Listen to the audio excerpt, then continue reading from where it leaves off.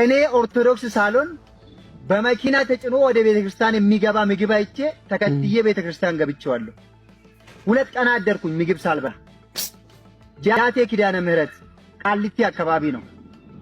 በቤተክርስቲያን በኩል እያለፍኩ እያለው ቤተክርስቲያን በር ላይ ቁጭ ብሎ የምግብ ትራፊ የሚበሉ እኔ ቢጤዎችን ቆሜ እነሱ የሚበሉትን እየተመኘው እያለው አንድ አይሱዚ ሙሉ ምግብ ጭኖ ቤተክርስቲያን ገባ። ልክ ቤተክርስቲያን የሚገባው ሰው መስዬ ተከትዬ ቤተክርስቲያን ገባው። ከዛ በር ላይ ሲደርስ ሰዎቹ ሲሳለሙ ልክ እነሱን አይቼ እኔም እየተሳለምኩ የቤተክርስቲያኑን በር ሲሳለሙ እኔም ከነሱ ጋር የቤተክርስቲያኑን በር የሳም ግቢ ገባው። ምግብ ተከትዬ ማለት ነው። የሆነ ትልቅ አዳራሽ አለ። አዳራሽ ውስጥ ካስገቡ በኋላ ከቤተክርስቲያን ተሳልመው የሚመለሱ ሰዎችን በረከት ነው ቅመሱ እያሉ ወደ አዳራሹ ያስገቡ ነበር። ሌሎቹ ኑ ግቡና በረከት ቅመሱ የተባሉ ነው የሚገቡት። እኔ ግን ቀጥ ብዬ ማንም ና ሳይለኝ ገባው አዳራሹ።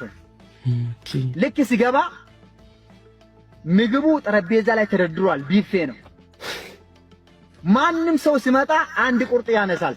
እንጀራው አንድ ቁርጥ አንስቶ ለበረከት ነው ተብሎ ነው እንግዲህ አንድ ቁርጥ አንስቶ ትንሽ ወጥ ጨምሮ ፊት ለፊት ቁጭ ብሎ ይበላል።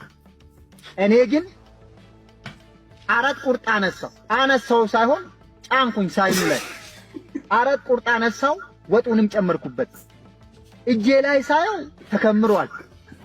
ሰውን ስመለከተው አንዳንድ ቁርጥ ነው ለበረከት ተብሎ። ከዛ ፊት ለፊት ቁጭ ብዬ መብላት ሞራል አጣው። የሆነ ጥግ ፈለኩኝ። ይሄ የተጫነውን የት ቁጭ ብዬ ልብላ? ሰው እያየኝ ነው። ጨለማ ቦታ ፈለኩኝ ቤት ውስጥ። ወይ ረአብ ኮንፊደንስ አሳጣኝ። ከዛ የሆነ ወደ ውስጥ አዳራሹ ወደ ውስጥ ገባውና የሆነ ጨለማ ቦታ አገኘው። እዛ ቁጭ ብዬው 4ቱን ቁርጥ እንግዲህ 2 ቁርጥ 2 ቀን ሳልበላ ስላደርኩ ነው። ለነገም ተስፋ የለኝም። 2 ቁርጡ ደግሞ ለነገ ነው። 4 ቁርጥ አነሳውና ቁጭ ብዬ 4ቱን ቁርጥ ከጨረስኩ በኋላ ወጣው። ነገር ግን ብዙ ሰው አይቶኛል። እያፈርኩኝ ነበር። ሌላው አንዳንድ ቁርጥ ሳነሳ እኔ 4 ቁርጥ አንስቼ ጥግ ስለገባው እያፈርኩ ነበር። ሰውም አይቶኛል። የሳቁም አሉ። እኔን አይቶ በሳቅ ዝቅ ያሉም ነበሩ። በላውና ጥርግግ አድርጌ በላው። የሆነ ነገር እያሉ ይወጣሉ። ሰው ማለት ከበላ በኋላ የሆነ ነገር እያለ ይወጣል። ያ ነገር ሰው ምን እንደምል አልገባኝም። በልቼ ውሃዬን ጠጥቼ ውልቅ አልኩት።